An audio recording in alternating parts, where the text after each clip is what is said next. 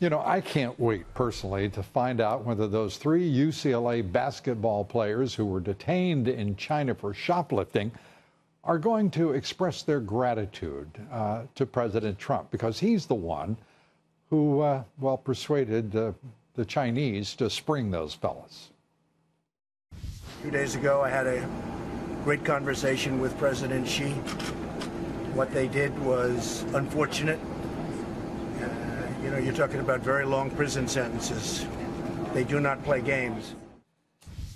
The 3 players were held under hotel arrest by the Chinese over the weekend while their teammates returned to the United States Saturday. They're on their way back now. Thank you, President Trump. Joining me now, Fox News national security strategist and contributor, Dr. Sebastian Gorka. Seb, great to have you with us. Let's start with the affinity between Xi and President Trump. Obviously is sufficient to spring those 3 basketball playing shoplifters, or shoplifting basketball players. I don't know how to construct. Yes, look, the whole trip is just one success after another. Look at the reception. Compare the reception President Trump received to the reception President Obama received. I mean, not only the visit to the Forbidden City, the adulation of the crowds, the national anthem being played by the Chinese army. It beats coming out of the back of Air Force One with no stairs and no red carpet. So it's a reassertion of American leadership, and whether it's recognition in the Middle East or recognition in Asia, or NATO deciding finally after decades to pay that 2% of GDP on defense, it's hard to choose. Which is more successful, the foreign policy Donald Trump or the domestic Donald Trump and the stock market and the economy and unemployment? It's hard to choose. Well, the good news is, Sebastian, I've got a bulletin for you here. You don't have to. You get both. That's the great thing about the Trump era. The Trump, excuse me, not era. The Trump epic. Right. It would be the correct, I think, styling. All 10 months of it, right, Lou? It's incredible. 10 months. It is remarkable in every way. A new special counsel.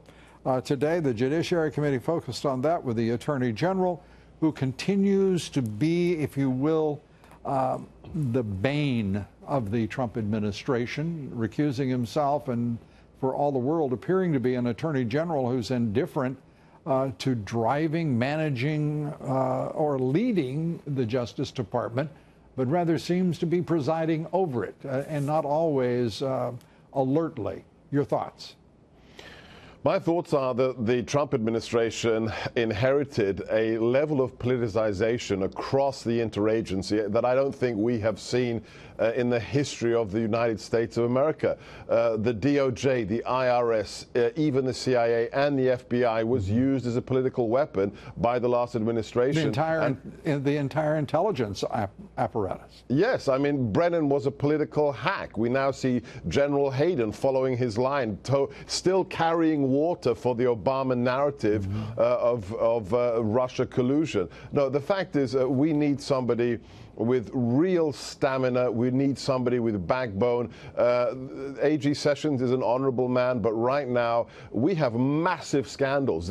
Just the uranium one scandal by itself is probably, I said it before, after the Rosenbergs, probably the most important national security scandal in the 20th or 21st century of U.S. history. The idea that 20% of our uranium is sold to Russia, and that $140 million makes it into the Clinton Foundation at the same time. We don't need special prosecutors, Lou. We need the DOJ to do its job. Yeah, well, I think one of the surprises for many, I wasn't, and no one associated with this broadcast, including our audience, was surprised at the politicization of the Obama administration, whether it be the Justice Department, the IRS, the State Department, which was first politicized beyond recognition under the Clintons. But the reality here is asserting itself now, and that is that the Trump administration, we all assumed, would replace all of the Obama holdovers and would reach deep into each department and rip out if you will, neoliberal, left-wing, in some cases radical holdovers of what turned out to be a very radical administration. It didn't happen. They're in place, as you know better than nearly anyone. And that is a task that is urgent. It is absolutely critically necessary, and it's not happening yet. The person who said it was absolutely right. Personnel is policy. And not only is it the hardcore left-wing ideologues that in many cases are still in place inside the bureaucracy, but beyond that, it's also the web, the network of the old boy network sticking up for each other. And I'll just ask your viewers to do one thing. Just do a little Google search on who Rod Rosenstein is, who he's worked for in the past, and who his closest buddies have been for the last 10 years. And you'll see that it's not just ideology, Lou, it's massive conflicts of interest, which mean these individuals cannot be unbiased when it comes to apolitical investigation of strategic level crimes. That's the issue. By the way, the good news, Sebastian, you should know, our audience doesn't even have to Google it. We told them, and we tell them Yes. regularly about those conflicts, which is the basis, after all, for a second special counsel, and every reason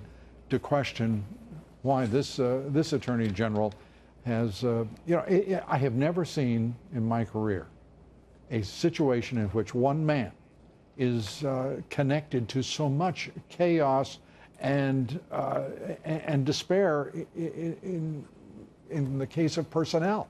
Look at Jeff Sessions, a quiet and mannered fellow who has chaos in his home state as a result of his being appointed Attorney General. There's chaos in the Justice Department. There's chaos in the administration over his appointment and his failure to lead. It just goes on and on. A man with substantial impact, and unfortunately so much of it very negative. You obviously think the president did extraordinarily well on this trip. Now he turns to domestic policy. Your thoughts there? Well, it's very simple. It's got to be tax reform. It has to be tax reform. If we can't get something out of the Hill with the pressure from the president, then that's going to be a dark day for the Make America Great Again agenda. So the next test is getting something that's really, it doesn't have to be perfect. Let's remember what the great Ronald Reagan said: give me 70% of the loaf now and we'll come back later. And let's give the Americans a real Christmas present that they can value with some kind of tax break that simplifies the whole system for all of us.